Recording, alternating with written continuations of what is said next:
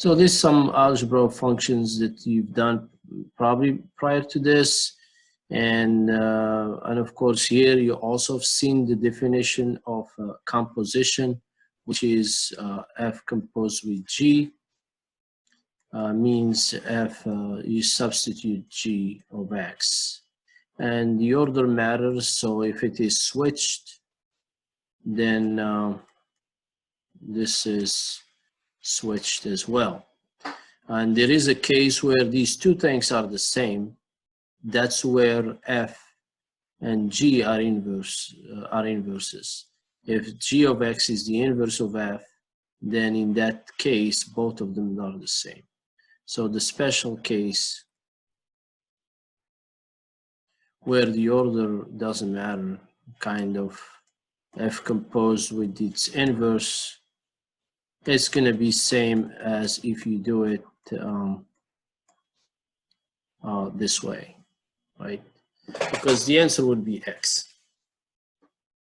So this is just to give you some background that up to this, because these videos are reviews, so there is an assumption that you've seen something or you've seen these examples and you're using the video to reinforce your understanding, or you see it for the first time and you go do more examples to understand it better. So here R composed with Q, and these are the two given functions, and here X is 4. So there are two ways to solve this. Either we're going to use the definition, or we're going to find what R composed with Q is, and then substitute 4. So we're interested in this substitution for number 4. So one way to do this is we're going to say, based on this, it's R composed with Q in 4, which, and Q of 4 here is this thing with X being a 4. All right, so we have 16 plus 4, which is 20, R of 20. So the input of 20 of R is 20. So we can do this. So 20 plus 5 is a square root of 25, which is 5. All right, so that's the answer for this. So if you look at it, what's happening is we're going this way. Q, we substitute the value of 4 into Q. We find 20. Then we substitute 20 into R. Then we find 5, right? So that's what the composition is doing, is just taking one step instead of 2 steps when you find the function, the result. So let's check if this is correct. Just for reinforcement of understanding, if we're working for X, what's happening? So R is first, the square root of X plus 5, but X now is not X, is Q of X. Q of X is X squared plus 4. So maybe we do all right, and that's gonna give us X squared plus 9. So, right? Or let's write it, the whole thing. All right, so the whole thing will be exactly what we want here, is R composed with Q of X. So if X is 4, then it's going to be 4 squared plus 9, which is 16 plus 9, which is 25. Square root of 25 is 5. So these are two ways of working the same problem. Either we're finding what the function is, then we use the value of 4, or we use the value 4 from the beginning. All right, so you should try this, pause the video and try it and see what happens. and get back to it, right? And see, and you're gonna see that if we just follow the same thing, we're gonna find some value there. Then we're gonna use that value into Q. So 4 into R, that's a 9. The square root of 9 is 3. Q of 3, that's 3 square, a 9, right? Then 9 plus 4, we'll have 13. Similarly, if I'm interested to find it, just to show it, so you keep understanding what's going on here. So let's clean this part here, and we'll put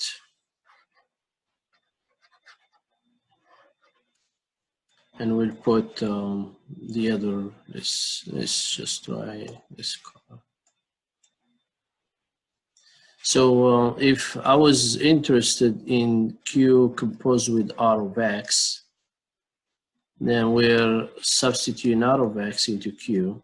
So this is the first, that's remain first there. So we'll write down Q of X, which is X squared plus 4, placeholder plus 4. Now the placeholder becomes this, right?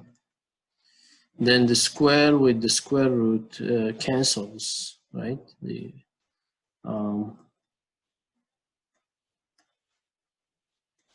Then x plus 9.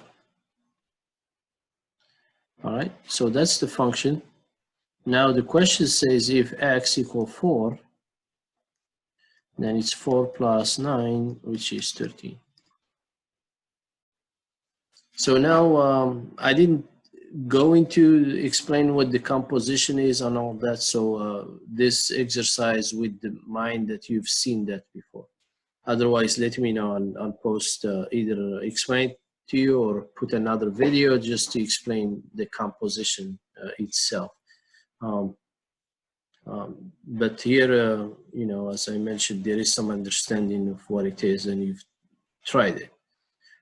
Two functions of f. So this is an important thing because this can be really confusing, right? But the idea from this exercise is kind of show. So first, before we move on, you've seen that you're using for both ways here, both examples, and you're finding two different answers. And that's the point as well from this exercise, that the order of substitution or composition matters. The order will matter only if these two functions are inverses of each other. All right. So for example, for these, the others here, some of them, the order doesn't matter, like f plus g or g plus f. F minus g is not same as g minus f. F times g or g times f is the same. Here is not the same. So things like this to watch for and not mix. All right, so we're going to use a highlighter with this one. So two functions f and g are defined in the figure below. We're composing this function with this function, which means g of f. But the whole question is not written here, but we're looking for the domain and range. So let's write that first. So what is the domain of and what is the range of G composed with F? All right. So the domain of G composed with F and the range of G composed with F. What does this mean? Is G is following F, so F starts from this domain and ends in this range. Then we have g of x starts from this domain and ends with this range. But we're interested in creating a function by substituting this one in this one. And that function is gonna kind of like start from here and end up here. So one function will do the job of taking these inputs and turning them into these outputs. So the issue runs into, can we just say these are the domain and these are the range, right? So that's where the question comes. That's not going to be correct, only in some cases, right? So that's what these exercises teaching, to be aware that if you want to put a function that uses these two functions, you have to consider a few things. We're going to consider, maybe look at it this way. We're going to consider the range of f and the domain of g. If these two things are the same, then that should work no problem. But if we have a disconnect here, then it will not work for some values. So if we have 0 in the range of f, that 0 should be here for g to be able to pick it up. So what does that mean? Let's show one of them.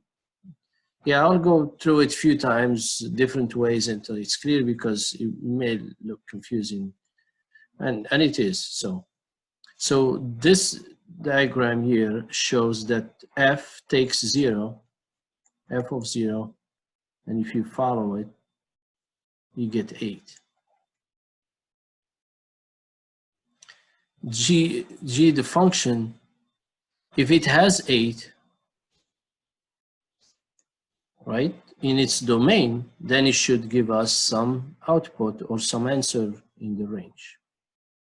It looks like 8 is not there, so we can say undefined or unknown, whatever you want to say, but you can say g of 8 is 2, because that's not there, right? So we can't make it up based on what's available to us. So in this case, we cannot say for the function that's going to do what we want the g, this function, we're not going to say that this function has 0 in its domain, because this composition uses these two functions, right? So because for the composition, if it takes 0, it gives us 8, and 8, it won't give us anything else. So just like, that's why these two examples are next to each other. This one takes 4, gives you a value, and this one can pick up that value again and give you another value, right? So it's working. That's why we have these two answers. Here, it's not working for 0, so 0 is not in the domain of the composition. All right, so let's use this, maybe this again. So let's take number 1. Number 1, which is f of 1, is 2. Then we want the 2 to be picked up by g. And it looks like it's there. So let's clean this so we can see nicely.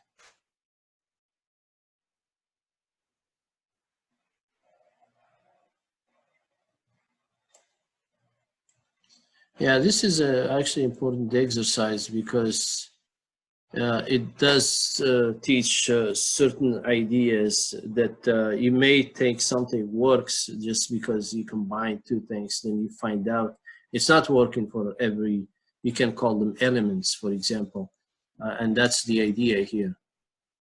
So 1 give us 2, yes, and g, look at g over 2, yes, g can take 2 and give a 9, so it is defined. So we can start with 1 and have 9, right? So the domain, 1 is in the domain, and 1 will end up being 9 in the range. Okay, so 2 gives us 4, and let's see, if we write 2 here, that means at the end 2 has to end with something there, and 4 gives us 0. So yes, 2, 0. And we'll see if there is other numbers or not. So 3 to 9. Yeah, I was going to use a highlighter because I want to do it another way, where we do it in class. Maybe use a smaller one. And just do, no, it's getting bigger. And go this way. 9. And if I see 9, I'll just keep going to 0, which means if I start with 3, right, I will end up with 0. So there is a connecting flight, right? So if I have 3 in the domain, then I should end up with 0. 0 is already written, so we won't write it double. 0 is just 0. If we write another 0, then it's the same thing. So we'll skip the duplicates, kind of. Then 8 goes to 7. And you see, now the 7 will come here. Hey, I want G to pick it up, but it doesn't. So there is no G of 7. It's not there. It's unknown. Based on this chart, it's unknown. So 8 cannot be picked up. It's not in the domain of the composition. And that's it. So what's happening now, let's see if this is correct.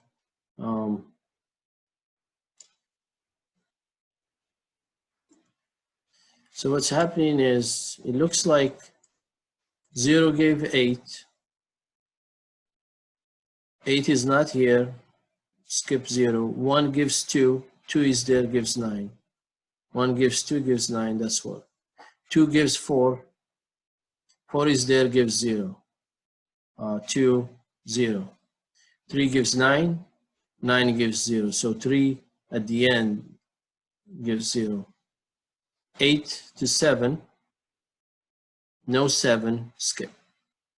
9 to 0. No 0. Skip.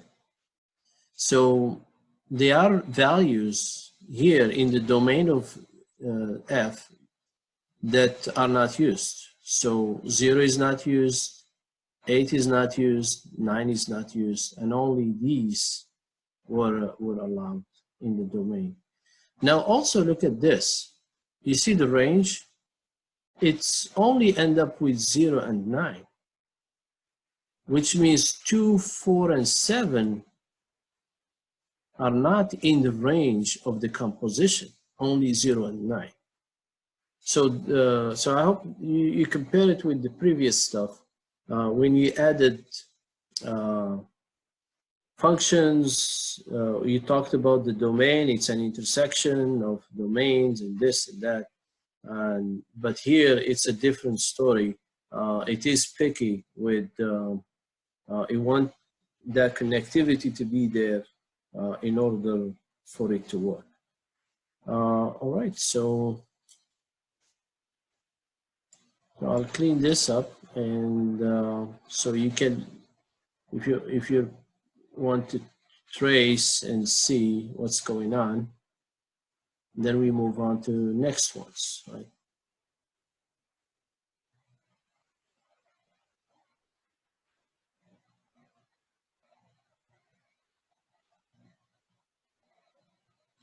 All right, so before we move to the next one, this is why when we use in the algebra, when you substitute a function into another function, you're going to watch for the domain of the function you're using.